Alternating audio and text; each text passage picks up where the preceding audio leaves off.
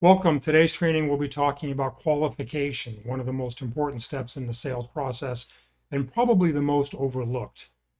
And if you don't get it right eventually in your career, you're going to be just like a cat. You're going to be chasing your tail and working extra hard and harder than you need to be. So let's jump right into it. So what we're going to do is we're going to go over to the wiki. So if you go to wiki and you go under people skills, and then go under prospecting, which is going to be here, people skills, prospecting principles, and then under prospecting principles, we're going to hit qualifying your prospects. So as I always do with these videos, I'm not going to go through every one of these segments. You can read this yourself. I'm just going to hit some of the highlights and maybe give some additional commentary. So the first one here, you can only help those who want to be helped. That's really important. Like, look, of course you want to close everyone that needs it and even expresses some interest, but you're not going to. And there's a point, a skill, if you will, that you would develop eventually, an instinct maybe is a better word, where you just know when it's time to give up. Now it can also be said that sometimes you can give up too soon, but you have to know when someone's either using you for information or just sometimes, especially men more than women, just almost kind of want to waste your time. They just want to they want to like debate and argue and banter with you. You know, investments is always a very opinionated subject.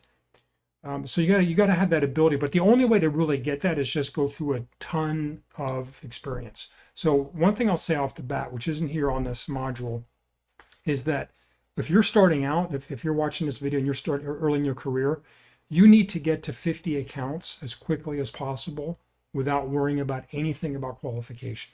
Take on every account that you possibly can, from the smallest account to borderline almost the biggest jerk. Maybe not the biggest jerk, but you know what I mean? Like people that you maybe eventually in your career would just say no to because they're a pain in the butt. But get to 50 accounts. Don't be too picky in the beginning. I still think you need to read this module. You need to understand it and maybe apply some of this stuff.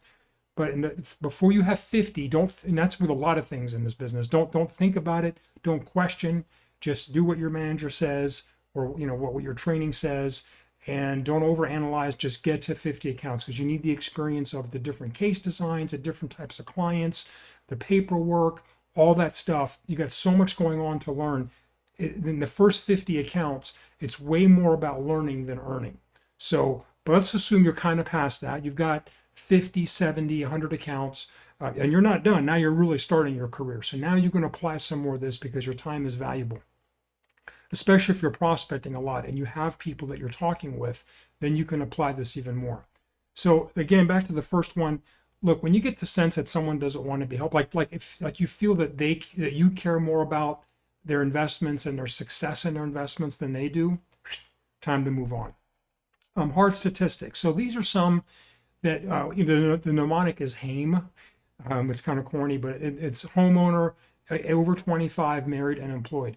Are there 16-year-old kids that need a Roth IRA, a minor IRA? Yes, I do tons of those because most advisors don't. Most parents don't know you can, and it's a great opportunity to get in the door. But I do those primarily to get into the parents' door. Though I have clients now, they're 25, 28, that they were clients since they were 16 years old, and they've got tens and tens of thousands of dollars saved up. So there's always little exceptions, but basically you want to deal with solid middle Americans and upper middle Americans. And so this is a great statistic. Homeowners, 25 or older, they're established, married, kids, okay? Recruit clients for temperament, train for behavior. So what that means is recruiting in this context means recruiting clients to your book of business, not recruiting advisors.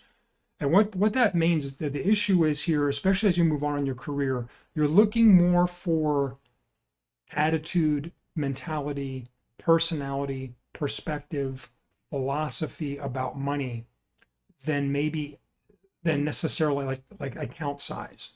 Okay. So you're looking for people who have the right attitude, and then you're going to train them on how to behave properly. Remember, the number one goal as an advisor, or the number one job as an advisor, is modifying or correcting or maintaining a client's proper behavior way more than picking the right investments. Picking the right investments is something you do at the beginning of the relationship. It takes you 25 minutes, you get it done, you're done. The rest of your career, for the most part, 80% of your time is spent behavior. So you train for, so you're not looking for someone who already knows exactly what to do. They've read all the Nick Murray stuff or what have you. You're looking for people that have the right attitude. And some of the right attitudes are people that are serious about their investments and they're serious about learning. They're humble enough that they'll accept advice. They're not do-it-yourselfers. And that's another thing, especially the do-it-yourselfers and the index funders. Those kind of people maybe spend a little bit of time trying to convert them to the proper way, but otherwise, a blank slate is better than those, right? They're just a waste of time. And people that are open to professional relationships, right? I mean, if they're always haggling about, there's an upfront sales charge, or if it's a fee based, the fee's too high. I mean, all those issues can be within reason. There are mutual funds that are too expensive, and there's fee-based advisors that do charge too much. Don't get me wrong there, but if they're haggling trying to haggle every single percentage point or percentile of a percentage point all the time, that means they're not open to professional relations. They're the ones that go to H&R Block instead of getting a professional tax advisor. And it's the same thing. It's not worth your time. It's just not worth your time. Okay. All right. So these next two things here are not so much qualifying whether they should become a client. We've already kind of talked about that, right? The two main things in qualifying a client is number one, people that want to be helped. Two, people that mostly fit in these statistics, and ones that have this right temperament. Okay, these 2 points here. Now, this qualification is more about qualifying and finding out kind of what they're looking for and if you can actually help them. Okay, so the two best ways I know to do this. Okay, the first one is my favorite one. It's called the Titan Question. It's from a book called The Titan Principle. It's an old book. It's one of my favorite sales books ever. The whole book is all about this one thing called the Titan Question. And the truth is, you could have made the book probably a quarter as long because it's really simple. And you can use it for almost anything. So what it does, it smokes out what's really important to the client. And what you're doing is you're asking them the 3 most important things about a particular topic, which is the topic of your offering. And usually what happens is that item number 2 or item number 3 are what's really important. And item 1 is the knee-jerk reaction to what they think, which is kind of just the common sense as they should say. So for example, what are the 3 most important things you want to accomplish during retirement? Okay, so what are they going to tell you? They're going to tell you, well, I guess I want to have enough money not to have any stress, right? Okay, good, right? That's probably the number 1 answer in some form. Okay, but what else? Out of the 3 most important things, what's number 2? Well, we want to, play golf. All right.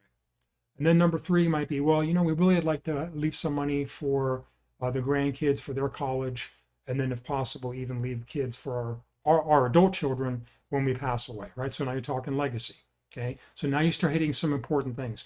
What are the 3 most important things you want your money to do for you? What are the 3 most important things you're looking for in a financial advisor? Now, you and I both know that ultimately what we provide is behavior modification. I can promise you most clients on the first visit, when you're asking a question, aren't going to say, I need someone that's going to coach me and make sure that my behavior is proper. And that's okay that they don't say that. You just want to hear what they got to say. You don't have to debate it. You don't have to, they might say, I want someone that watches my investments every day and makes sure that everything's on track, which is exactly not what we do, right? It's the opposite of what we do. That's okay. At this point, you're not going to debate, argue. You don't make a funny face. You don't make a weird noise. You just write it down.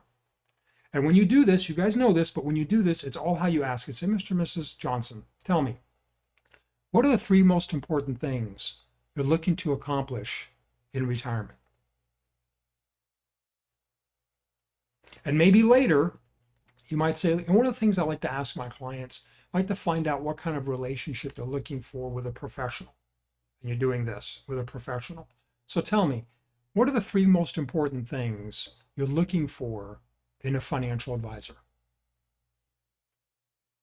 See, so you can remember, as I've said before, you never want to use the same technique, if you want to call it a technique, more than once, maximum twice during a presentation. So if you're using tie down, that's important to you, isn't it? You don't want to do the isn't it all the time. If it becomes a speech pattern and a speech habit and they pick up on it, it loses its value. Okay. Same thing here. You don't want to, every 5 minutes say, tell me what are the 3 most important things you want a mutual fund to do for you, right? You don't want to do that. But I think you can ask it twice. You can ask it once in the beginning, in general, when you're gathering information about what's important to you about retirement, or what you want to do your money, or what you want your money to do for you. Like these first 2 bullet points, those I would pick one of the 2 because they're similar.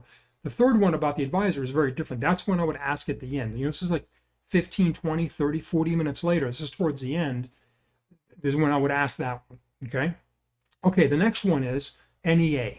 And that just simply stands for now, enjoy, and alter. So this is really good to smoke out what it is that they like, what they don't like, and what they want to, change, right? And what they don't like, okay? What they, in anything. So the N stands for now, the E stands for enjoy, and the A stands for alter. Now, you don't have to use those words when you're actually saying, you don't have to necessarily say now, enjoy, and alter. Okay. And the N might not even really be a question. It's just in your head. It's like, I got to find out what they have now. So tell me a little bit about the investments that you have now.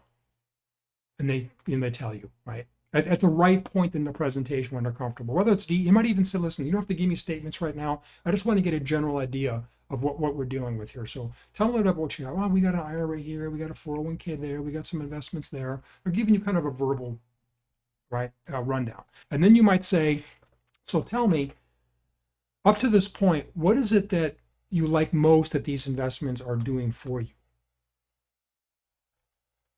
So tell me, it might sound like a silly question, but what's good about what you have right now?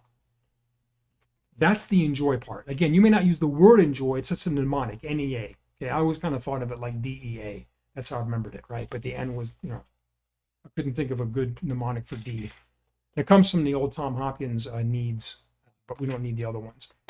So, okay, I like this, I don't like that. I like the fact that I have everything with one company, so I can log in and everything's there, all my IRAs, her IRAs, kids stuff, and whatever. Or the performance is great, or whatever it is, okay? And then alter is, so what is it about your investments now that you think you might want to improve or change? What are you looking for?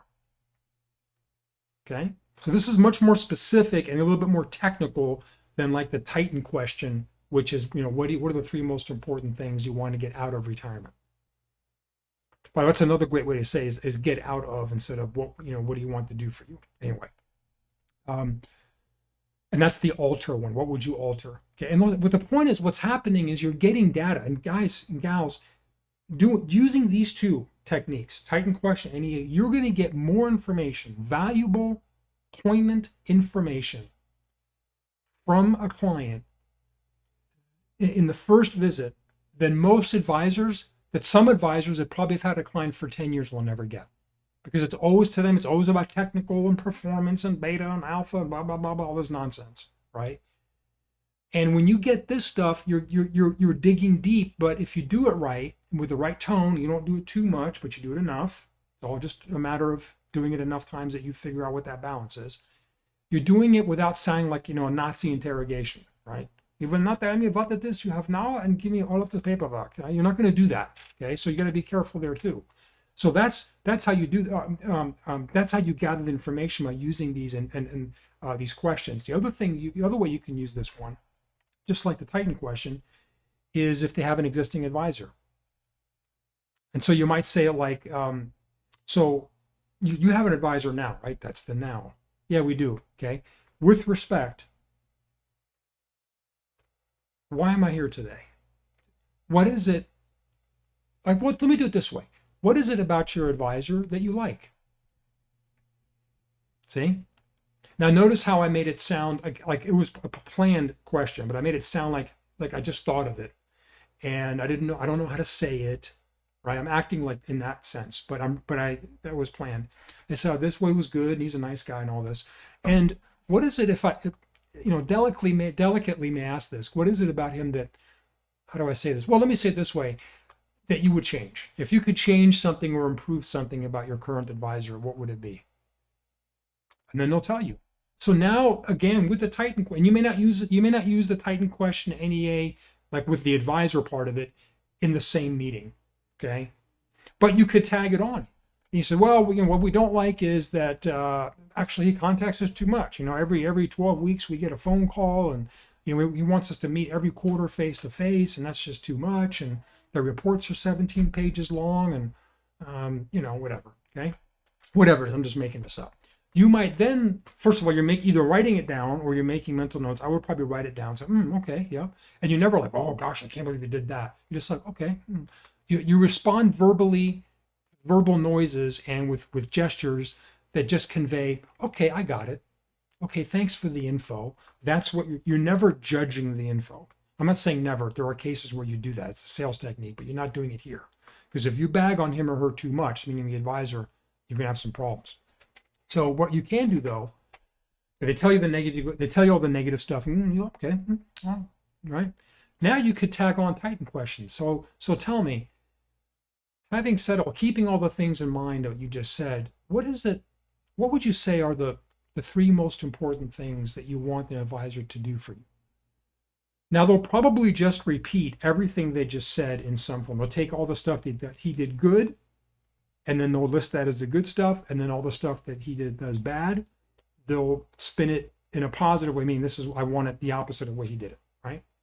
And then if you do that tag on a double punch, then I would stop. I say, okay, great. I wouldn't say at this moment, okay, great. Well, I'll do my best to not do these and do those. That's kind of understood. So don't overdo it. Just make a note and then do those things. Okay. So let's take a look. If you scroll down, all this does here is this give you kind of some examples under both securities and also under life insurance. You can read those yourself. But basically, in summary, guys, qualifying your prospects both from, what's the best way? It's 2 sections, right? Qualifying them before you even really dig deep into the sales process in terms of, do they have, basically as Tom Hopkins says, do they have the money? Right? Do they have the resources to become a client? He calls those kind of the hard statistics. And then the other one is, do they have the mentality? Okay. And that's the temperament. But then the second part of qualifying is, once you're kind of past that, yes, they seem to have the money, they're the right characteristics, they seem to have the right mentality. When I was prospecting them, I'm in front of them, face-to-face, webinar, whatever it is. And now you're qualifying a little bit. The next phase is qualifying deeper into, what their goals are, what their dreams. The guys, hey, I want to make $1 million day trading. I wonder if you can help me. Okay. You might have had the right temperament when you first met them, but now that you're digging deeper, that's not going to work. Okay. So that's what you want to do. And that's why qualifying is so important. And never be afraid to walk away. Always professionally, always kindly, always leaving the door open, but walk away. Remember, first 50 accounts, just get them done. But after that, you want to start being a little bit more critical, little bit. No, don't be crazy. Don't be arrogant. Don't be a jerk, right? You don't have half a billion dollars under management. When you do, that's different. But be just a little bit more discerning about who you spend your time with. So there you have it. Hopefully that helped. And we'll see you in the next one.